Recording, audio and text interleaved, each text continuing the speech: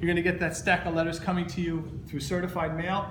The difference here is, by the way, is now they're going to post a notice on your front door and your garage door. You now have 21 days plus 7 to resolve this, or we're selling your house at auction. That's it. No choice.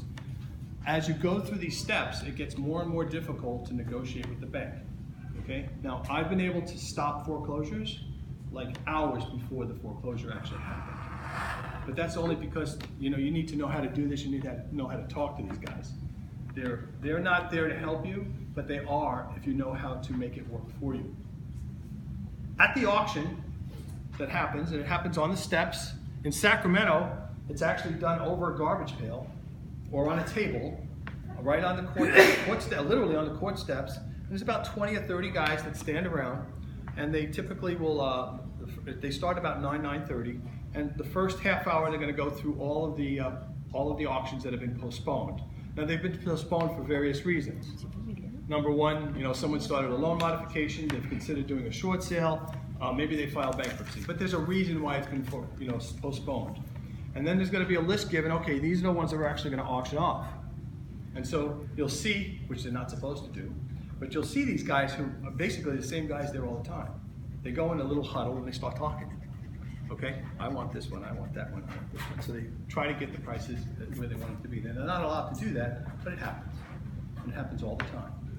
But this is what goes on. And then at some point, the auction starts. All right, this is an APN number, do I have any bids? If the bidding starts, that's great. That means someone's interested in buying and the highest bidder will get it. If the starting bid is too high and it doesn't make sense, no one's going to bid, and at that point, it turns into an REO, real estate owned, and it goes back to the beneficiary, who in this case is the bank. So that's where a foreclosed property starts. At that point, the owner of the property is going to get, they're going to get a notice that their house is foreclosed. The bank will typically assign a real estate agent who's part of their group of REO agents, and then that agent then will take over the property because the bank cannot sell a property. Remember that. They don't have the right to sell it. They have to get a real estate agent involved or someone that's qualified to do that. Any questions on this? So it's never foreclosed until it fails getting sold at auction? That's correct.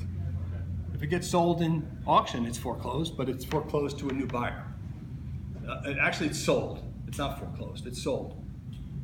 It would not be a foreclosure at that point. However, it has been foreclosed by the bank.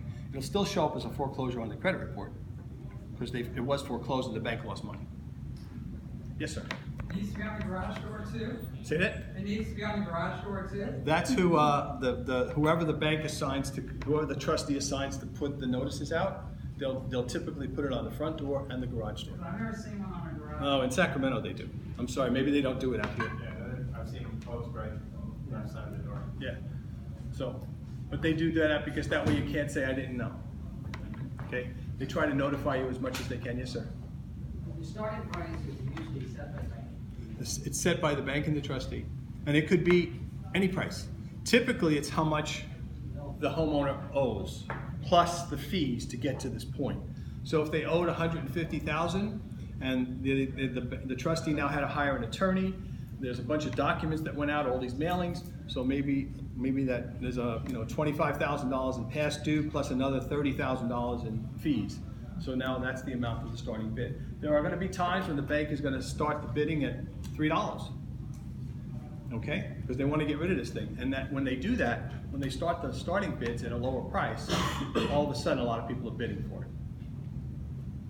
And there's no way to know what that's going to be, although you can find it out what the starting bids are at various websites out there. Questions on this? What is a pre-foreclosure? This would be right here when you get your notice of default. That's a pre-foreclosure status. Basically, you have about 120 days from them by statute. Now, it could be longer. It can't be shorter, but it can be longer based on what the bank decides to do. Okay?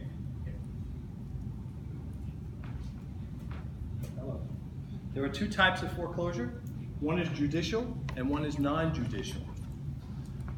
Okay, we live in a non-judicial state. Most of what we have here is non-judicial. About 95% of our properties are non-judicial. Some land and some other large commercial properties can be judicial. But here in California, we have two documents when you buy a house. We have a deed of trust and we have a note, two very separate documents. It's easier to buy a home here, but it's also easier to lose it. In a lot of states, when you buy a home, like if you buy a home in New York State, you have to have an attorney. The seller has an attorney. There's a separate title officer. There's a separate escrow officer. There's a bunch of people that come together to make this sale happen. And if the bank wants to foreclose on you, they have to sue you. Here, they don't have to sue you. They just start the process. Okay? And so each state is different. Most states are, and by the way, when it's both documents, when it's a judicial state, that means that there's actually a mortgage. We call it a mortgage. And that means that the deed of trust and the note are actually one document. Okay? Here we have two separate documents. But that's what a true mortgage is, when everything is in one document instead of two as we have. So it's much more complicated for you to buy a house and to sell a house. The non-judicial states typically can foreclose anywhere from 3, depending upon the state, anywhere from 3 to about 7 months after after the notice of default. States that are judicial typically will go a year, because it just takes longer and it's more complicated. Okay? Again, here, the judicial, they have to actually file a judgment lien with you, so you get sued. And in non-judicial, it's a trustee sale. Yeah, explain what's the major cost of judicial judgment liens? Back taxes. Yeah, here in California, and in some states, again, if you don't pay your taxes, you're going to get you're going to get a lien, and it becomes a judicial lien.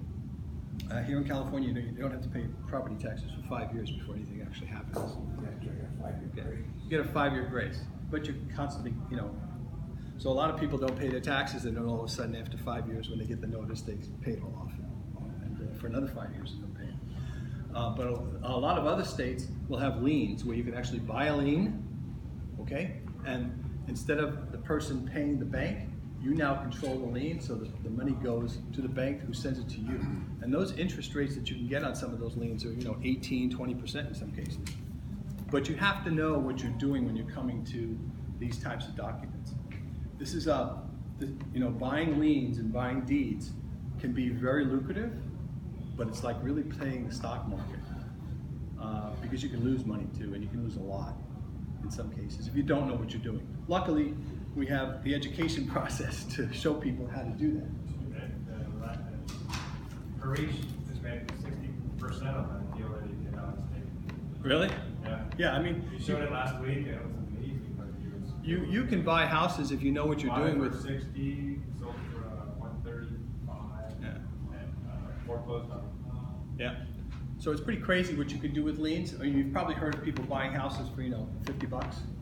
It's true, but understand that there's a lot of risk in doing that, because the homeowner in some states can actually come back and want that house back, and then everything you've done to it, you lost that money.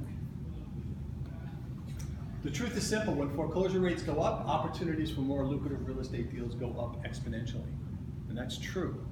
Like I said, we're going to see more short sales happen over the next year or two, because these rates are starting to go up. If you know what to do and how to do it, then all of a sudden you can make money. Okay? Remember, the seller has to get out, and they have to sell it somehow, or it gets foreclosed. The benefits to not foreclosing are huge to a seller. Number one, if they do a short sale, they're going to get some money for relocation. If they have a first and a second mortgage, the second mortgage will typically be negotiated away in a short sale. In a foreclosure, that's not what happens. So if it's negotiated away, can that second mortgage sue the homeowner? No.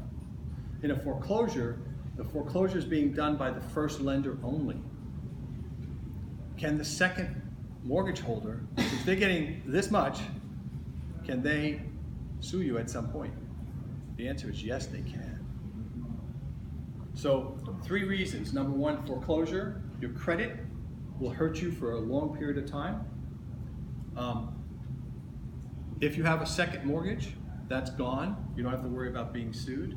And then the third thing is your credit. What's my third thing? I lost my train of thought. Anyhow, there's 3 good reasons. I can't forget it. But the second can't foreclose, right? The second will not foreclose ever if the home is under, if there's, let's put it this way. So you have a first mortgage for $200 and you have a second mortgage for $100. But the house is worth $700,000. Would the second consider foreclosing? Absolutely, because they have to pay, they would have to foreclose for the $100,000. Now they're going to be responsible for that first mortgage, which is $200, but they picked up $300,000-400,000 in equity. So would they do it? I would. So if a home has equity, then they would foreclose. But typically they don't, because again, they don't have the tools some of the bigger banks have. But can they get them? Sure, they know exactly who the big banks are. So a short sale, the definition, very simple. It's when a lender accepts a discount on a mortgage to avoid a possible foreclosure action or bankruptcy. Instead of buying from a seller, you are purchasing the property directly from the lender for a discount. Very simple. It's really that simple. The thing that you need to remember is that short sales are not short. For sure. That's a lot. Okay? I've had actually, in my history, my shortest short sale got approved in 18 days. And my longest short sale was 1 year and 7 months. So, and anywhere in between. Okay? They're one of the most effective ways to actually get discounting right now in properties. And let me explain why. First of all, does a bank want to foreclose? No, they do not. Why? Costs. Because they're going to incur costs. You know, especially now with Dodd-Frank and all these rules that came on board. In order for a bank to foreclose, they're going to incur somewhere between $30,000, $40,000, $50,000 in fees just to make the foreclosure happen. In addition to that, if the bank takes over a property, the way that the rules are set with the feds is that that money, they now have to put in reserves somewhere between 4 to 6 times the value of that property. Because remember, if the house becomes theirs, who has to pay for the taxes? Who has to pay for any rehab? Who has to pay the utilities? Who has to pay the commissions when it's sold? They do. Who has to pay all that stuff? So, and since there's no idea as to how long that's going to be, those monies sit in reserve. Now, if the money's sitting in reserve, what can the bank not do? They can't lend it. So they have to go out and borrow more money from someplace else. And that's why, if you remember, a lot of banks started to go under because this is what was happening. They were getting stuck with these reserves and nobody would lend them any money because the other banks were in trouble too. So a lot of the banks failed and all of a sudden it just became a, bowling pin going down the thing. Questions? So step by step. Obviously you need to find a property. How do you find short sales? Paper, Sorry? the paper. In the paper? MLS, List MLS, you can. auctions, Yeah, how do you find potential short sales? auctions, Auctions, NODs, probate sales. okay? There's lots of ways to find them. Obviously, having touch with a good agent, having access to Property Radar, having access to different types of websites will allow you to do that without a problem. Here in our group, we actually have a system called iOS that pulls that information up in split seconds. You can get in touch with a title company. You can do all this stuff. Then you have to close the prospect. And remember,